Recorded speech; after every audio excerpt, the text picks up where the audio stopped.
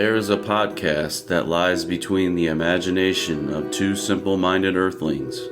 Travel with these two longtime friends, Jimbo and 80s E, as they attempt to explore the fifth dimension. Follow along with them as they take the key and unlock the door to the vast space between shadow and substance.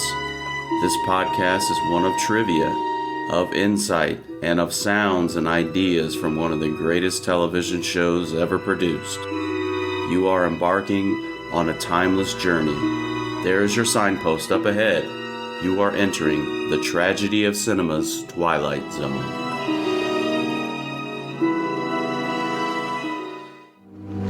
Sunnyvale Rest, a home for the aged, a dying place, and a common children's game called Kick the Can that will shortly become a refuge for a man who knows he will die in this world if he doesn't escape into the Twilight Zone. All right, guys, welcome back to the Tragedy of Cinema podcast, the Twilight Zone series. I'm your host, Jimbo. And I'm your co-host, 80Z. Eric, today be the day finally that Eric finally likes an episode of the Twilight Zone. Finally, we get to a good episode. Well, we'll here see. We go. We'll see.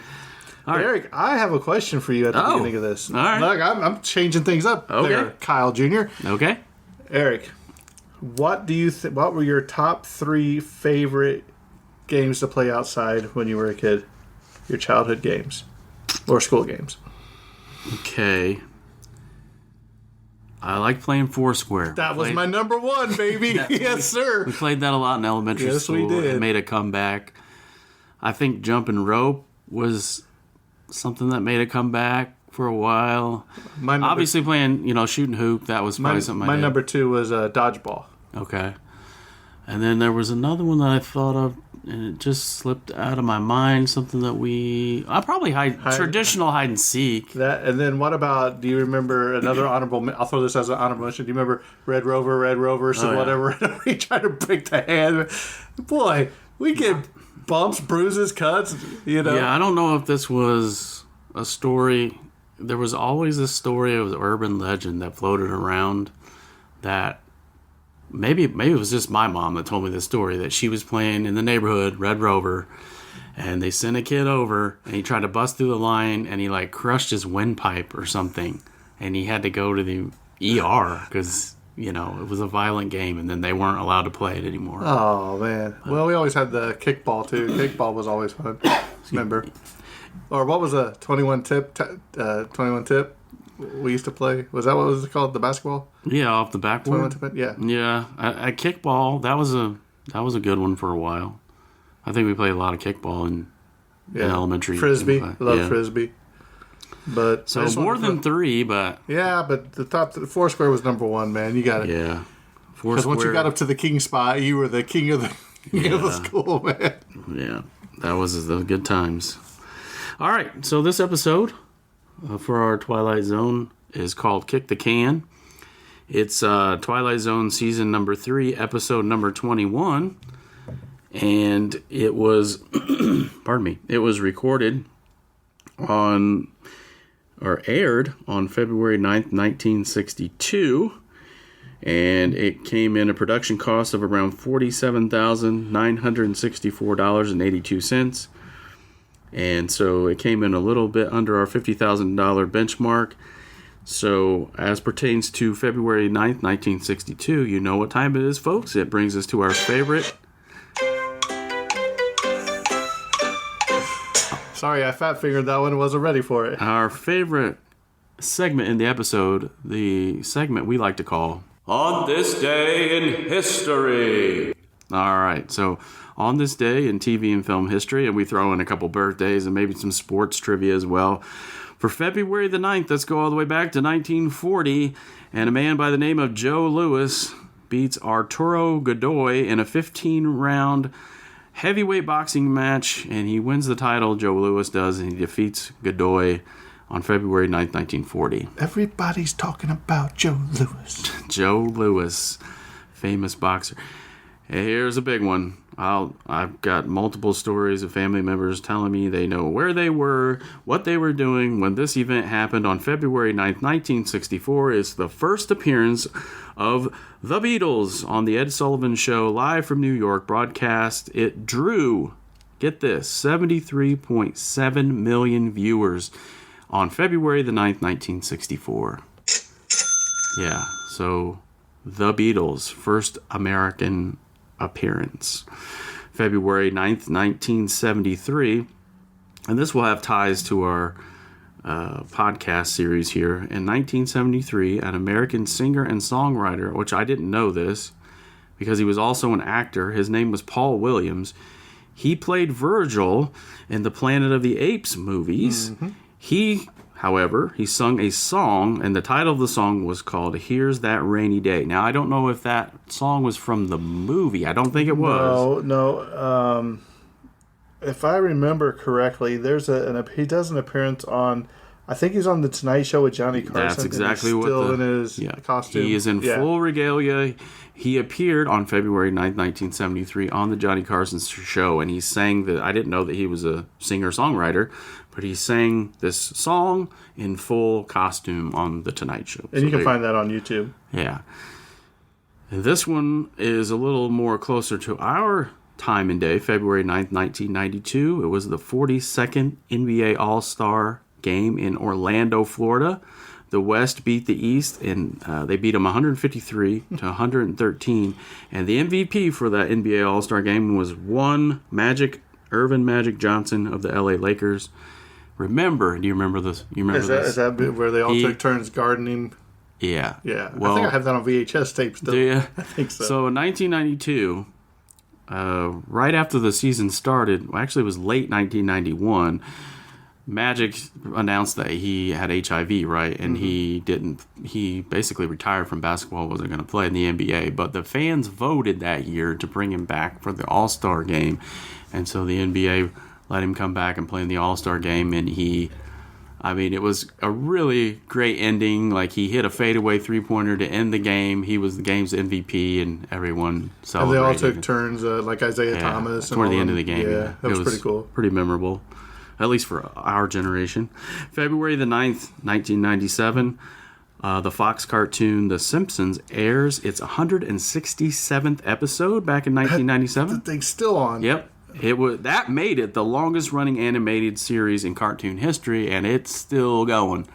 So I don't think anybody's ever going to touch them. No, it's gone on for decades and decades and eons and eons. February the 9th, 2006... Al Michaels joins NBC's Sunday Night Football broadcast with John Madden, which I think Al Michaels has moved on to another broadcast. He's no longer broadcasting Sunday Night Football. And John Madden has just moved on. Yeah, sadly. John Madden moved on, and he is no longer let's talk about Brett Favre. That's just Brett Favre. Boom. Yeah. So I'm sure Madden's family is set up in perpetuity with the success of the John Madden football game. For going on and on and on. Got 3 birthdays here. So for February 9th, 1943, famous actor Joe Pesci of Goodfellas, Half Nelson, Casino, and countless The Irishman, and countless other. He was in Home Alone. Home Alone. He was in Lethal Weapon, I think. Lethal Weapon 3 or 4, I don't know. So Joe Pesci, decorated actor. February 9th, 1987, one Michael B. Jordan, the Black Panther. He wasn't the Black Panther. He was Black Panther's nemesis in the first Black Panther movie, right? He was born in Santa Ana, California. Michael B. Jordan, he's 37 years old. Joe Pesci, by the way, was born in Newark, New Jersey, and he's currently 81 years old. I was thinking about that the other day. A lot of our people growing up, man, you look at like Clint Eastwood. Fading out. Man, they're just... we just lost... Clint Eastwood? Was he like 95 93, yeah, something crazy. And he's just finished directing his last movie or whatever. Yeah. We just lost, Sid Vicious or Sid Justice, from wrestling. And I was like, man, childhood's getting erased step by step. Yeah. February 9th, probably a little less known actress. Her name is Rose Leslie. She's a Scottish actress. She's famous for Downton Abbey and Game of Thrones. She was born in Aberdeen, Scotland in 1987. She's 37 years old. Have you watched any of the Game of Thrones? See, I haven't Watched launched it all, into. and I Did watched you really? all of Downton Abbey. You'll like Downton so Abbey. you're familiar with Yeah. one Rose Leslie. Yeah. Okay, good. I'm glad someone is. I need to get on the train. Get on it. Get on the Downton Abbey train, son. I guess. Your daughters would probably like it too. Yeah, probably so. Let's talk about a couple dates of filming and a couple dates of rehearsal for this episode, and then Jimbo can tell us about this. Is a big cast for this episode, but dates of rehearsal just quickly. 2 days, September 12th and 13th of 1961, and dates of filming were only 2 days for this one for filming, 2nd and 13th. Maybe that's an error. I might have to go back and check that again. But the first day of filming, it consisted of all the exterior shots of the retirement home, and it was shot on lot number 3 at MGM, and it filmed the afternoon into evening, which makes sense in light of the episode because there's some evening shots of, where they're playing Kick the Can at the end of the episode, and it's at night. The stage 18 filming took place on the second and third day, with the old folks in the dormitory corridor and office. That was on the second and third day. The sounds of the kids cheering and playing in the woods, playing Kick the Can, that was all recorded in Sync Room A from 9 a.m. till noon on October the 27th. So a little over a month later, they dubbed all of the kids' voices and the playing and the cheering and all that in later. So there you go. That's a little snapshot of the background of how it was put together. Jimbo, tell us about this extended cast. Yeah, we have quite a larger cast, and all of them pretty much are main characters, if you will. Yeah. But the main character is Ernest Truex. He plays Charles Whitley. Charlie. He was in a movie His Girl Friday in 1940. He had Russell Collins. He played Ben Conroy. He was in The Enemy Below in 1957. He had John Marley, the Sunnyvale Superintendent Cox. He's a weird one. But Love Story 1970. And he was also in The Godfather, where he played Jack Waltz. You had Hank Patterson, Free Tag. He was in The Amazing Colossal Man in 1957. Also, Eric, a little TV show you might remember. Green Acres is the place to play. Where he played Fred Zibba over 85 episodes. Earl Hodgins, he played Aggie. He was in Oregon Trail in 1945. Marjorie Bennett, she was Mrs. Summers. She was in Whatever Happened to Baby Jane in 1962. And she was also in 101 Dalmatians, the cartoon, where she was the voice of the Duchess. So it's amazing. A lot of these... did a lot of voice acting later. Yeah, a lot of the Twilight Zone people were in Disney movies, like voice acting. It's pretty cool. You had Lenora Shanewise was Mrs. Dinsley. She was in Matinee Theater in 1955. She was also on an episode of The Munsters and a couple other little things. Anne O'Neill, Mrs. Wister. She was in Gun Crazy in 1950. She also played Mrs. Ward in Cary Grant's The Bishop's Wife. It's a pretty good movie if you haven't seen it. Burt Mustin played Carlson. He was in everything. Yep. Andy Griffith. He was in Twilight Zone earlier. Night of the Meek, right? I believe so. Yeah. Then you had Gregory McCabe, whatever. He's boy number 1, uncredited. And all these others. So is he old boy number 1? Is that Charlie then? Maybe. I would say, but it was uncredited. Whatever. Oh, really? Okay. Well, Eric, you don't really know if that was Charlie, do you? Right. Then you had Eve McVeigh. She was the nurse that was uncredited. She was in High Noon in 1952. You had Scott Seaton. He was one of the residents. He was in The House Without a Key in 1926. Barry Truex played David Whitley. He was on the Benny Goodman Show, and of course Rod Serling. It didn't have a lot of the other little kids listed in here, so right. Maybe they just did it for fun. I'm surprised they didn't credit boy number 1 though. Yeah, I mean. Well, Gregory McCabe was his name, but we don't. I have to look that up. I guess I'm going to assume that that's young Charlie, because there are several frames on his face, which I'll get to that at the end. I thought that was outstanding, but let's, once again, I'm getting ahead of myself. Let's talk about a plot for this episode. Charles Whitley is an elderly resident of Sunnyvale Rest Home for the Aged. It's not a happy place, and Charles' hopes of moving in with his son David are dashed When he's told that they can't take him in, he wistfully recalls his youth and where they played kick the can and when they didn't have to worry about a thing in the world.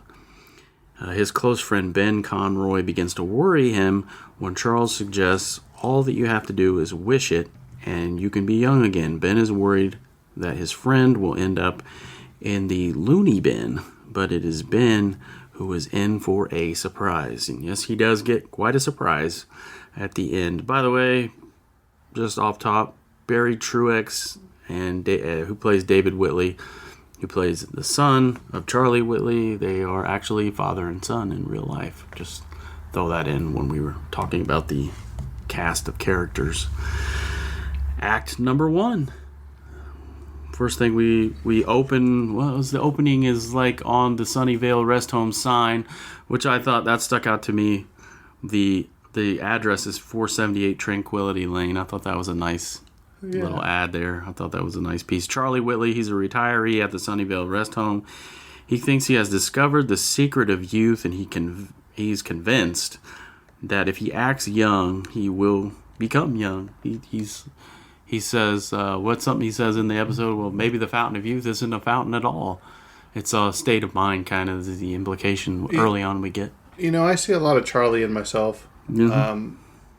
Because nobody wants to think they're getting older. So I just kind of keep my mind to, like, hey, you're still young. But my body sometimes says, oh, you ain't that young anymore. Just getting out of bed or getting up from the booth when we ate today. It would be interesting to do, if they could do like a scientific study and the connections of how your mind affects your body. Yeah. How they work in connection and, not denying reality, but those people who stay active, who their mind stays active and they act like a young person in a lot of senses, how that would affect their overall health and so forth, and keeping them young. And another thing, would you say this is a retirement home, or would you say more like a nursing home? Boy, because some of those people on the porch, they're in wheelchairs. They're like asleep and like just staring off into nothing. Because have you ever had the experience of going to the nursing homes? Yeah, and it's a sad really situation. Yeah. So, it's just that's what my mind went to when I saw this. Yeah, you get that feeling when the opening scenes of this episode that it is a depressing, sad place, and Charlie has just made up his mind that he's not gonna succumb to all of the thoughts and feelings that brings.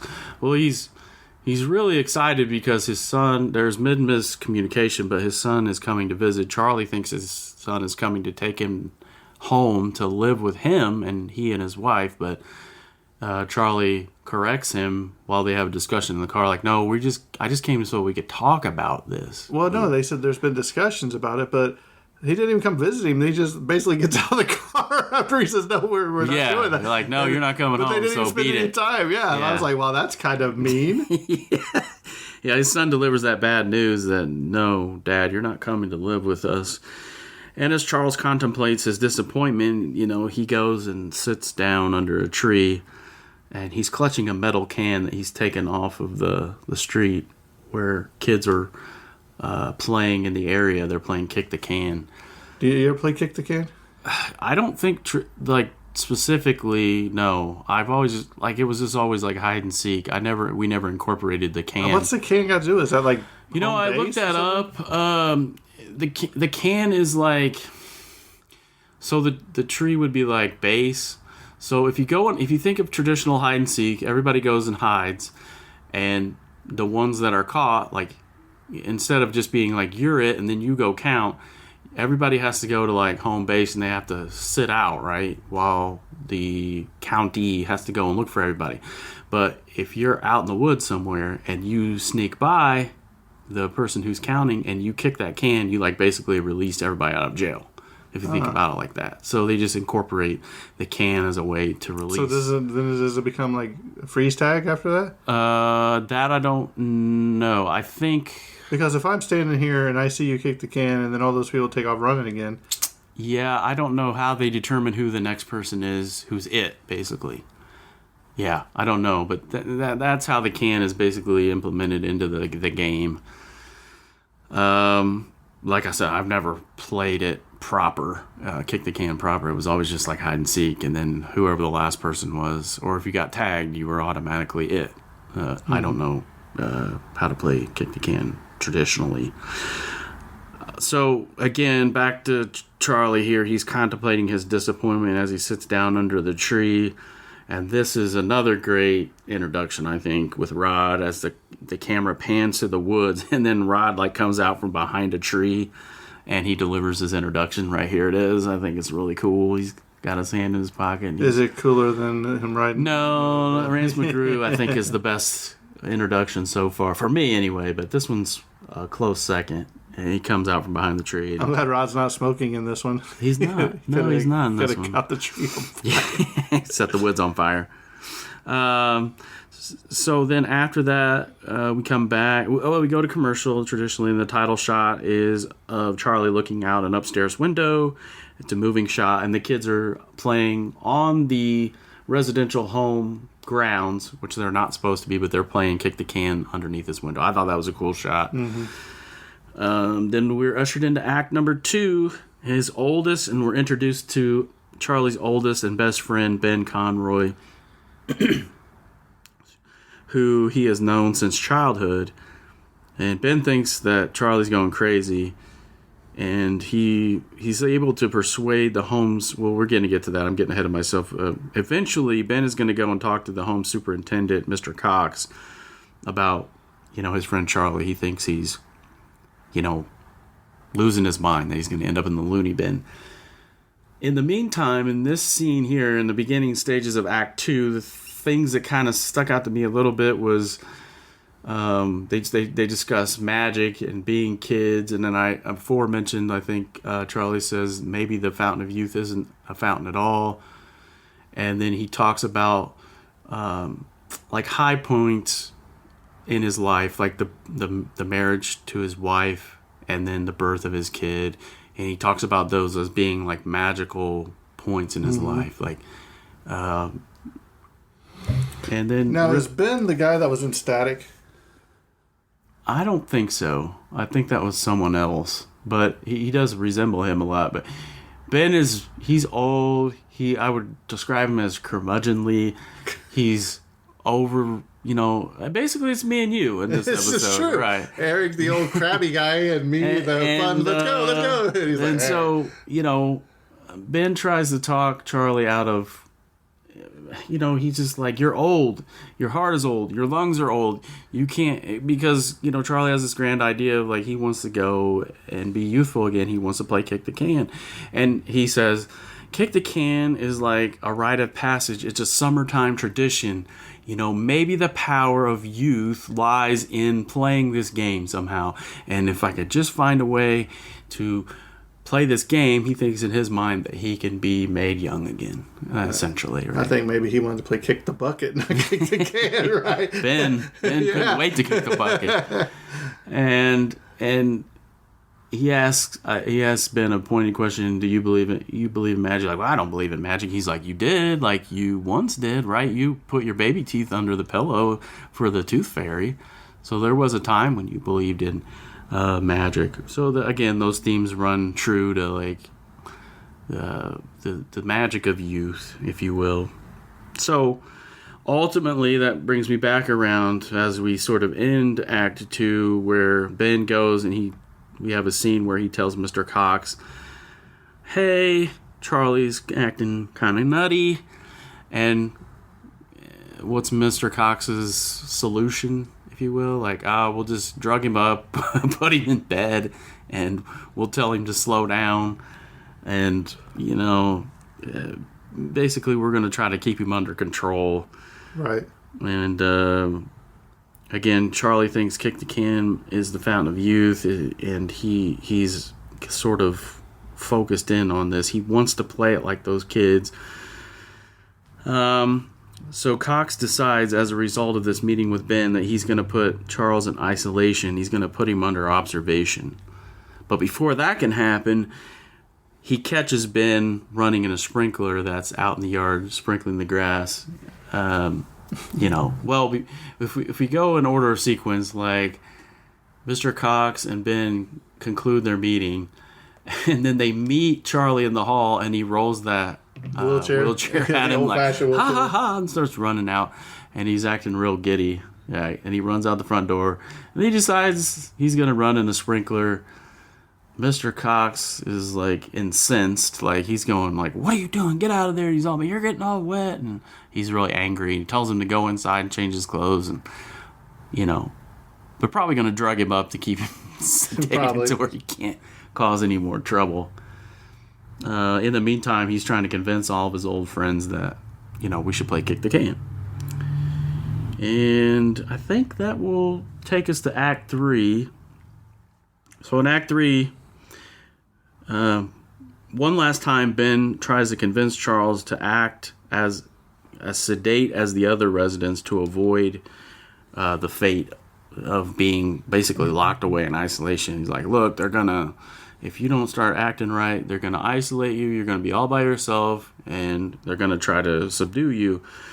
But it was to no avail. Charlie was not going to be deterred at all. He's going to do what he wants to do. And while Ben sees aging as an inescapable fact of life, Charles is convinced that Ben himself is thinking as an old man, and that has made him old. So, as you think, therefore you are. So that night, and we're at that part now here in the episode, Charles convinces a number of residents to play the game of Kick the Can. He goes around and wakes everybody up. He starts with the guys in his dormitory, and then he goes and wakes up the ladies, and they convene all in one room.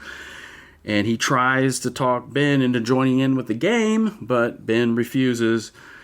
And I thought this was a really sad line when he's trying to convince Ben to play with him. And Charlie says, well, I can't play Kick the Can alone. Like, and he was really sad. I think he was really sad that Ben didn't want to play. So the residents devise a plan. They're going to light a firecracker and throw it out the window the nurse as a diversion or whatever. Yeah, as a diversion, and drawing the attention away so they can sneak out the door. Meanwhile, after the firecracker goes off, Ben alerts Mr. Cox, the resident RA, if you will, that all the residents are up. They run outside to find a group of children playing Kick the Can instead of the old people. And then Ben recognizes one of the children as Charles, who has become young again, and he begs young Charlie for a chance to go with him. But the boy seems not to know him and dashes away into the darkness. And Mr. Cox searches everywhere and elsewhere, like behind the house and all over the place for the elderly residents, while Ben walks slowly to the front of the steps of Sunnyvale and sits there with the can alone, knowing that Mr. Cox can look all he wants for these residents, but they will never be found because they have all been transported back to youth. I thought that was an awesome scene right there where Ben sees young Charlie, and Charlie, it's like his memory is erased of everything that happened in adulthood, and he's just living it up, like, you know, being a kid. Or do you think he died? I don't know. Is that in your questions and observations? Well, that's just what, you know what I mean, like... I don't know. Do you think Ben died? Or you mean Charlie died and then, like, got reincarnated or something back into his young body or something? Or, yeah, like, kind of basically, like, he went back to the happier times of his life where magic happened. And that's why he doesn't remember this, because none of it really happened in his life. You know what I'm saying? Like, that's an interesting take. I thought more on a basic level that the Twilight Zone basically transported him back in time to when he was a kid. Kind of like when, when the one guy met himself at the carousel or carving the wood. Remember, what was that? Walking Distance. Walking Distance. Yeah.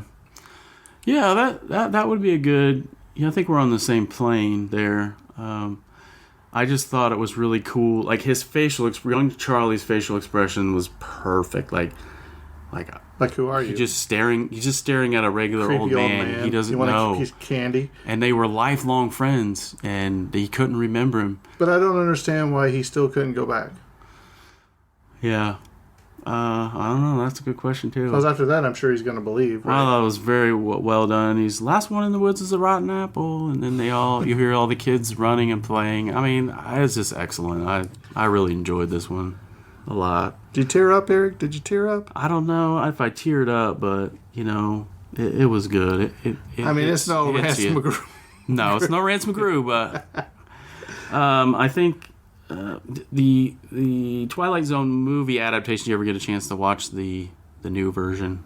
Okay, I have a little bit about that in the trivia here. Anything you want to throw? Well, I was writing notes. I was going to write. This is the only thing that I thought of, and it really hits home when you stop and think about, because a lot of people don't realize this. And I found this thing on Facebook a while back, and I put it up there, and it said, there was a time when you went outside to play with your friends for the last time, and none of you knew it. Mm-hmm. And I kind of got that at the end of this. That's kind of what I was feeling. You know what I mean? Yeah, that was a good connection. Yeah. This episode came as a result of George Clayton Johnson. Again, George Clayton Johnson, the hippie. That's all we always remember. He looks like Grizzly Adams. His efforts were to try to charm producer Buck Houghton with the evocative idea of a rest home and the types of old people found in such a place. This is Clayton Johnson. He says, I wrote a 5-page stories about an old man who picks up a tin can and tries to remember the rules of the game. He encourages the other people in the old folks' home to become young again in spirit by playing the game. It was an offbeat story that one might find down the road from where they live. Buck read the story, and we would talk about the story, and I went home to rework the material. After a while, he told me that the story was much better and ordered me to write the script. So I went home and I wrote the script and offered it up. And it became this Twilight Zone episode. This episode was one of 3 episodes to be remade for the Twilight Zone, the movie, in 1983. The relevant segment was directed by Steven Spielberg. So in the movie, Steven Spielberg, obviously he directed this snippet inside of the Twilight Zone movie. We talked about Barry Truex and Ernest Truex being father and son in real life.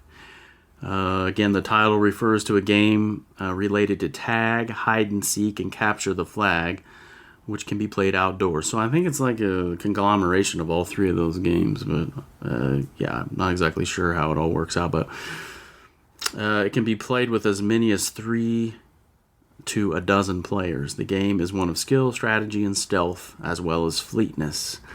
Mr. Cox, or John Marley, the superintendent, mentioned that he was 43 years old in the episode. At the time of filming, John Marley was actually 55 years old. So he underestimated his birth date. I thought that did stick out to me, kind of like, he's like, I first came to the rest home when I was such and such age, and now I'm 43. I was like, bro, you're a lot older than 43 when I was watching it initially. This episode, along with It's a Good Life and Nightmare at 20,000 Feet, was rebroadcast on the evening of Wednesday, July 27th, 1983, in an effort to promote the Twilight Zone movie. And it was released theatrically that summer.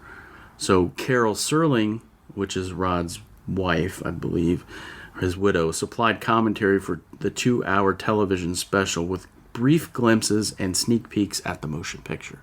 So that was back in 1983 in the summer. They rolled out a mini series sort of with those 3 episodes. That's all I have really as part of my trivia. I'll let Jimbo go with his questions, observations, his overall ranking.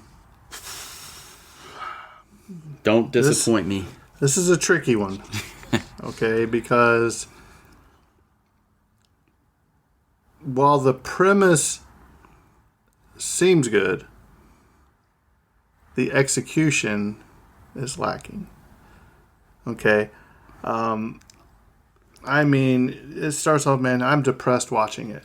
You see like I had trauma from when I used to have to go to the nursing home, you know what I mean? And just see them people wandering around them halls and the stench and everything. And it's sad because that they have families too.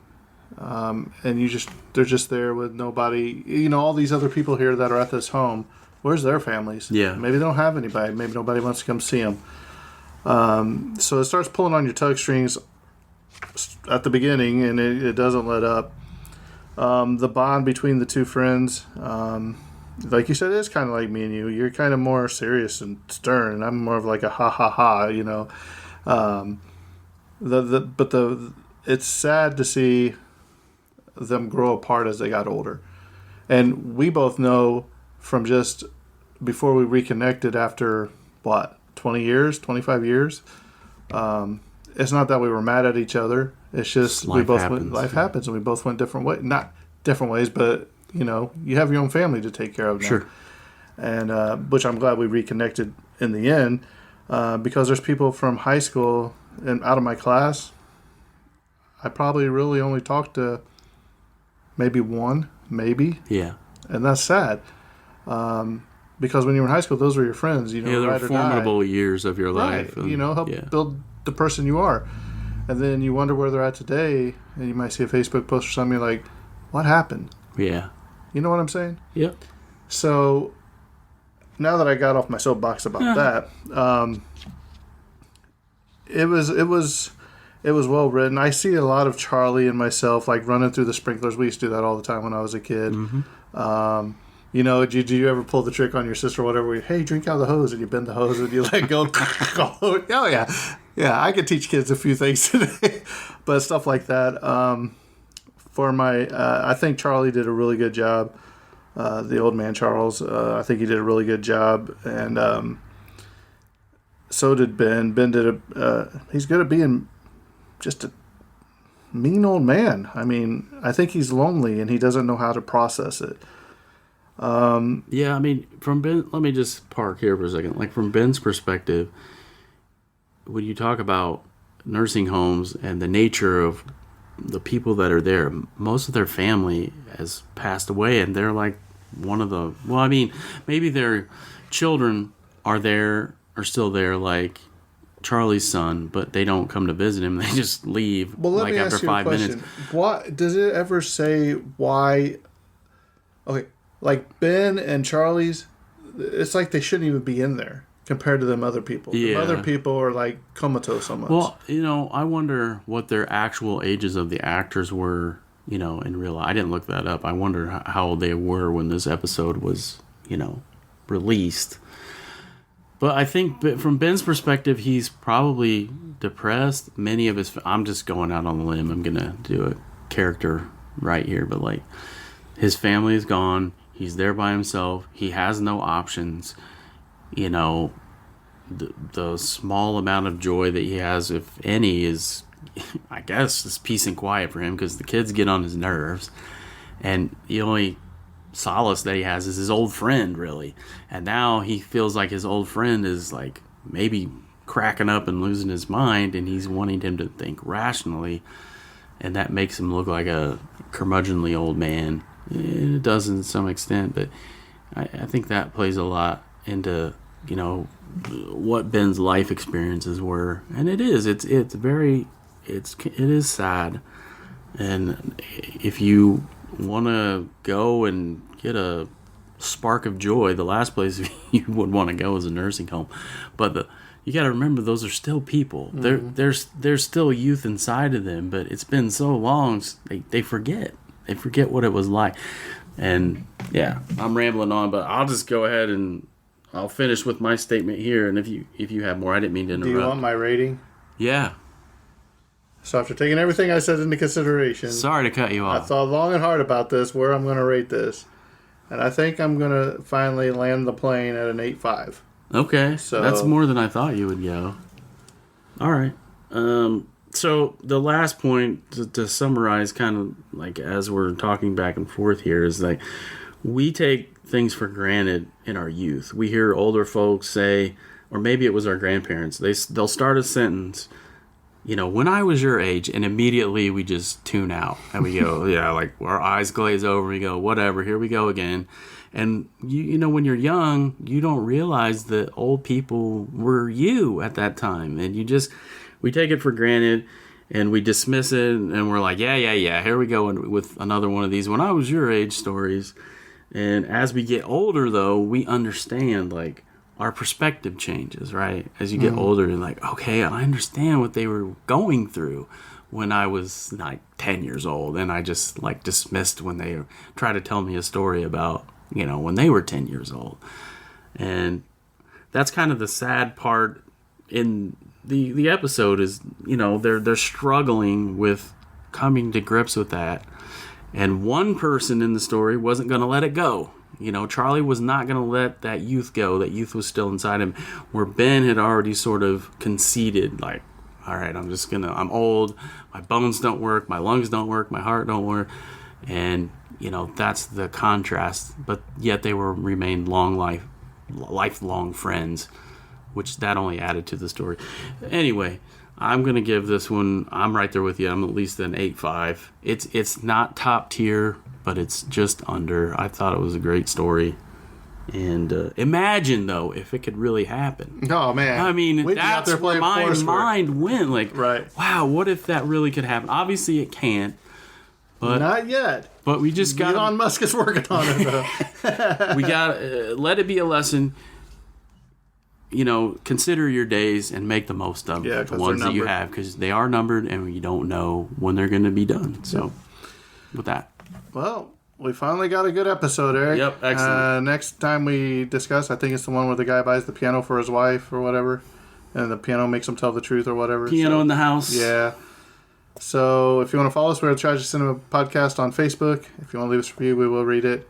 And Bond, we're thinking of you. We know you've been starting school and everything, so He's under the gun. Hang in there, brother.